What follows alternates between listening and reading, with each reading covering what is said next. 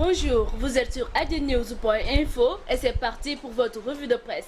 Les quotidiens nous parlent toujours du procès de Karim Wade en dépit d'une pause ordonnée il y a de cela 3 jours dans cette bataille judiciaire. Les avocats de Karim Wade retournent leur robe, signale le quotidien Enquête, après s'être opposés catégoriquement à l'évacuation sanitaire d'Ibrahim Khalil Bourgi dit Bibo Bourgi. Ils sont revenus sur leur position pour solliciter l'évacuation immédiate du présumé complice de leur client. Une volte-face, estime le journal populaire. Le collectif des avocats de Karim Wade exige désormais l'évacuation immédiate de Bibo Bourgi. Pourtant, mardi dernier, il clamait que sa présence est exigée car le procès ne peut se faire sans sa présence, rapporte ce journal. Walfadjri traite également du même procès mais met l'accent sur les prévenus dont on ne parle presque pas sous l'ombre de Karim Wade, dit complice présumé, révèle le journal en citant par exemple l'ancien patron des aéroports du Sénégal, Mbaye Ndiaye. Parallèlement, des quotidiens traitent de la situation d'autres personnalités également visées par la traque des biens présumés mal acquis,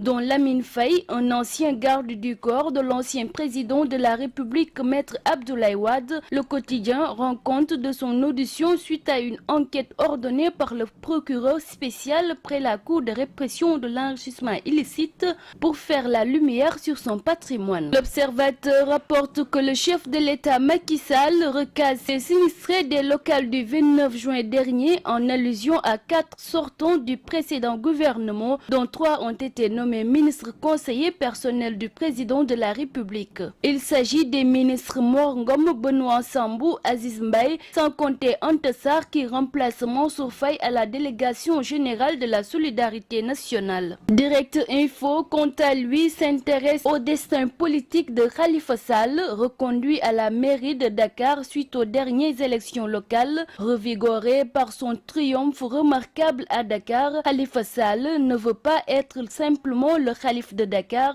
ambitionne d'être le premier des Sénégalais, écrit cette publication. Inauguration de l'ambassade du Sénégal à Washington, la chancellerie a coûté plus de 4 milliards, nous informe le quotidien LAS. L'ambassadeur Chernian se félicite de cet investissement et soutient que c'est une bonne affaire. Le chef de l'État dit ses vérités face aux Sénégalais vivant aux États-Unis. Il y a trop de nyartu selon Macky Sall, indique le populaire. Soutenez-moi pour que je puisse me concentrer sur ce qui va développer le Sénégal, leur a-t-il dit. Fait divers, le mystère plane sur l'enterrement de l'homosexuel Serigne Mbaye après son décès survenu hier, nous révèle l'Observateur. La dépouille de l'homosexuel Serigne Mbaye, indésirable à Touba, renchérit le journal Le Populaire. Le Daïra Safinatul Aman est sur le point de guerre pour empêcher son inhumation. Certains de ses proches affirment qu'il a été enterré dans un cimetière secret. Sport, réfection du stade de Léopold Sédar Senghor. Les entrepreneurs chargés de réhabiliter le stade se montrent confiants quant à la tenue du match Sénégal-Égypte prévu le 5 septembre dans ce stade. La balle dans le camp de la Sénélec, titre l'Observateur à cet effet. La fin de la réparation de la pelouse et de la toiture étant prévue le 15 août, il ne reste plus qu'à l'éclairage pour livrer le stade à temps. C'est fini pour votre revue de presse du jour sur adnews.info. Merci, à très bientôt.